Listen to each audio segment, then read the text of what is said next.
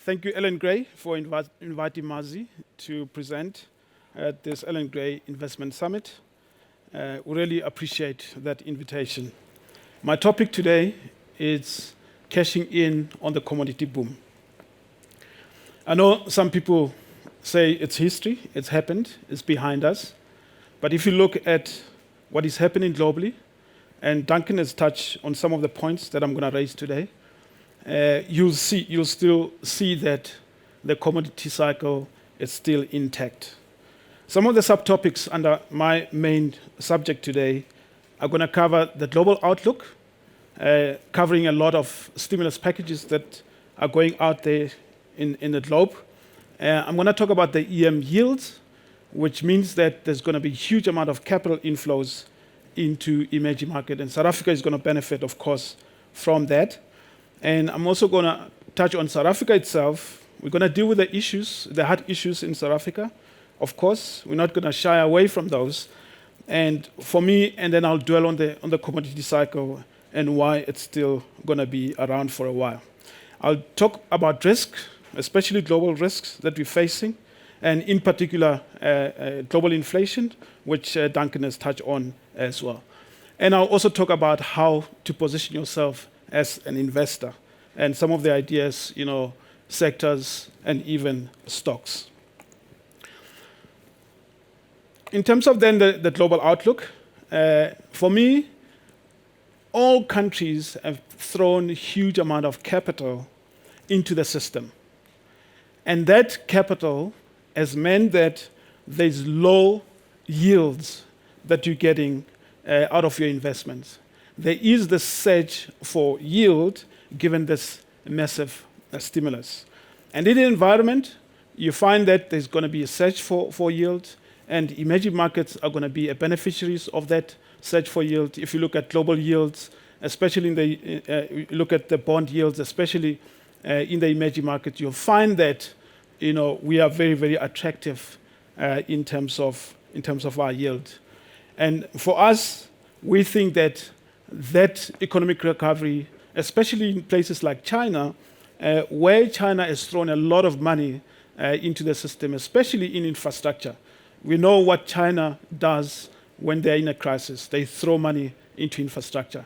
And that spend in infrastructure is going to benefit our commodities, especially iron ore, PGMs, as Duncan has alluded to earlier.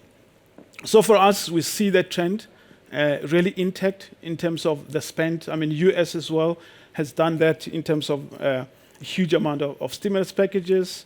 The QE that's out there, government buying government bonds. And then the vaccination drive. For us, the vaccination drive, if you look in the European countries, there's about 70% of the population being vaccinated already, which means that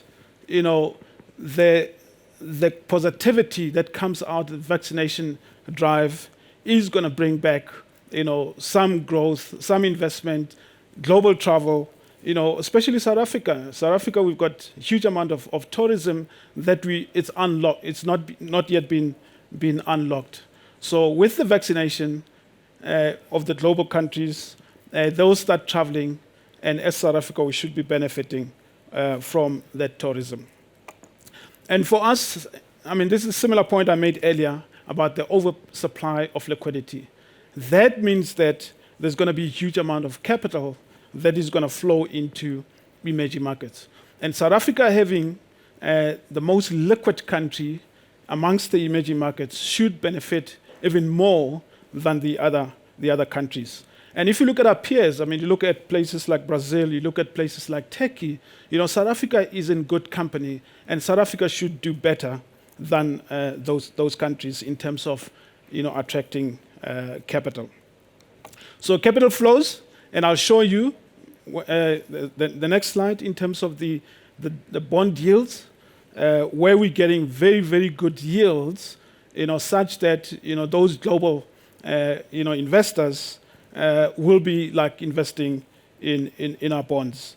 Our bonds are giving you in excess of 10% in local currencies, and that's a great yield. In fact, some of those yields are real yields whereas you're getting in the global space a negative real interest rates.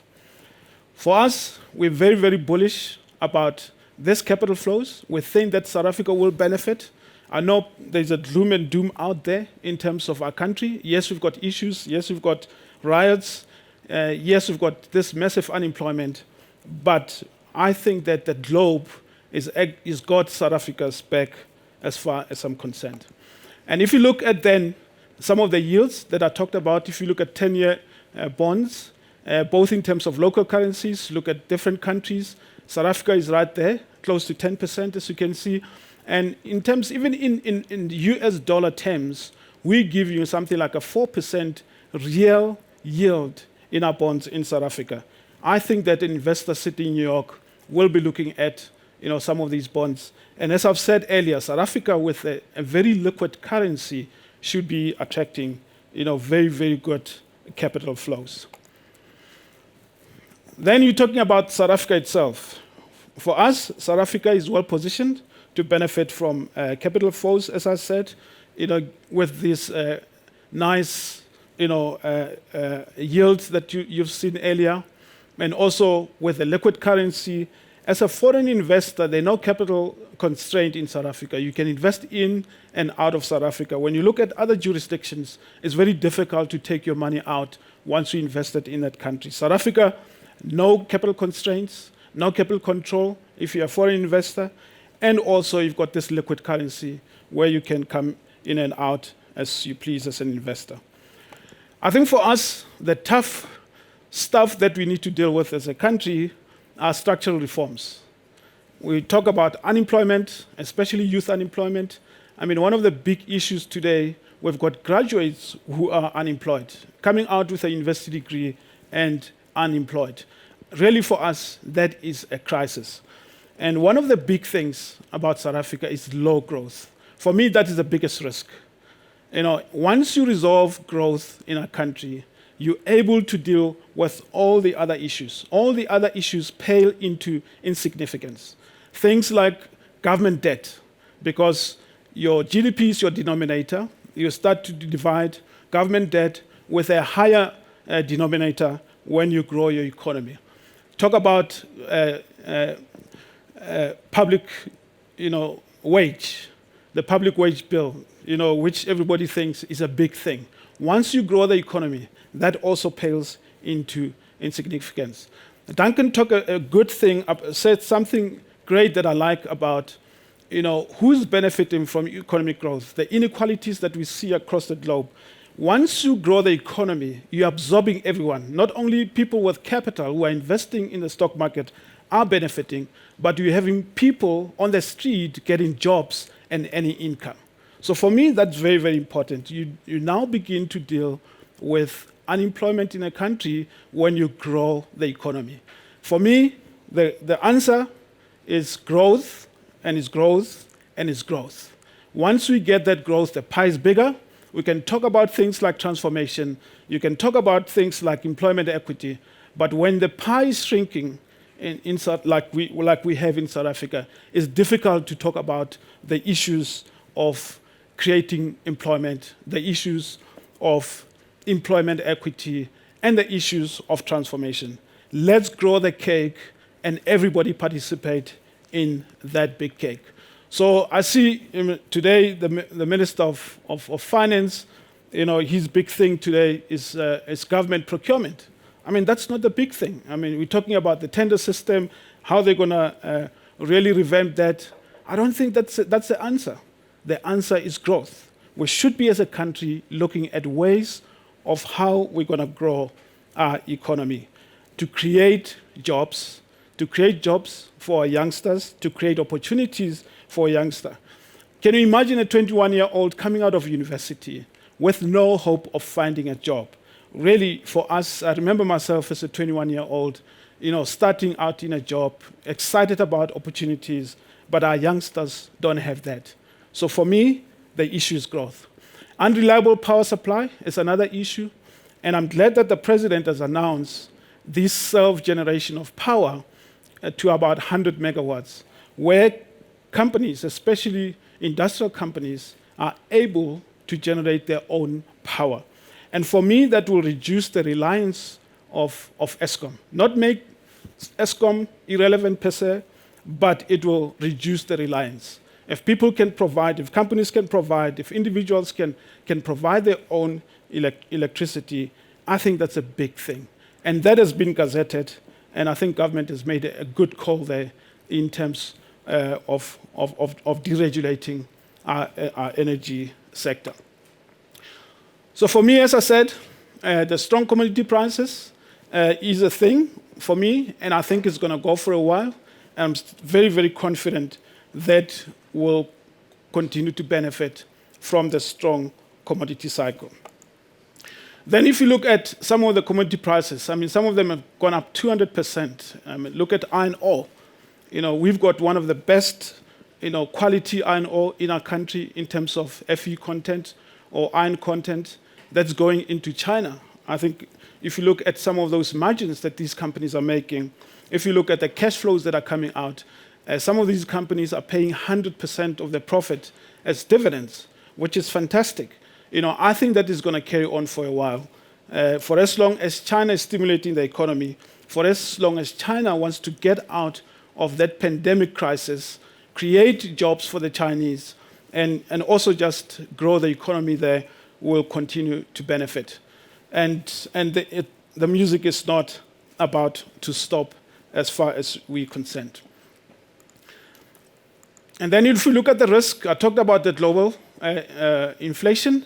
That's a big thing. I think Duncan has touched on a bit about that. Inflation in the US is over 2%, and I think that the Fed is now looking to pull the trigger in terms of raising interest rate. But before he increases interest rate, he has to deal with the tapering.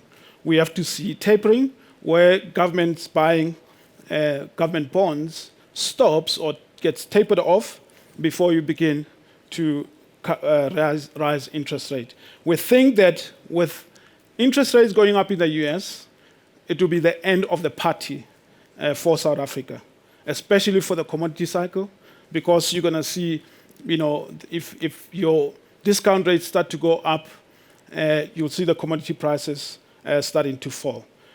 But for us, we think that the US will take a while to taper off as well as increase interest rate. And then regulatory risk, we've seen a lot of risk out there in terms of the fight between the countries, whether it's China, trade wars between the US, and you've seen China coming up with some restriction as far as the education sector is concerned. So that regulatory risk will continue. And also alongside regulatory risk, we talk about ESG, the just transition. Everybody's talking about just transition, the net zero that people are committing to.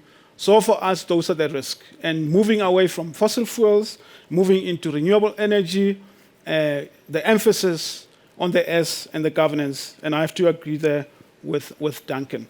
So those are the risks that I think we're facing as a country in terms of looking after your portfolio. So given all of those risks, how do you position yourself to protect your assets? The first thing I want to say is that as an investor, what you need to do is to stay invested. We've seen with the panic in March 2020, where investors have moved away from equities into money market. And with money market at all-time low interest rate, I think that was a bad call. I think the asset allocators got it wrong there. So to an investor, I would say stay invested. Stay invested in equities. I'm an equity bull, as you can hear. And I think that if you look at the recovery that we had since March last year, we've had about 40% recovery in our stock market. And those who are not invested and sitting in the money market have lost out massive, massive returns. And for a retirement fund as well, that is really atrocious because you missed out on a huge amount of upside. So the commodity cycle continues. We've got cheap banks. Our banks are very, very cheap. And for us, are well run. You've seen massive recovery from COVID. And retailers, especially online retailer, it's a massive opportunity. And lastly, the industrial sector there are great opportunities there in terms of some of the stocks. Thank you very much for your time. I appreciate the time.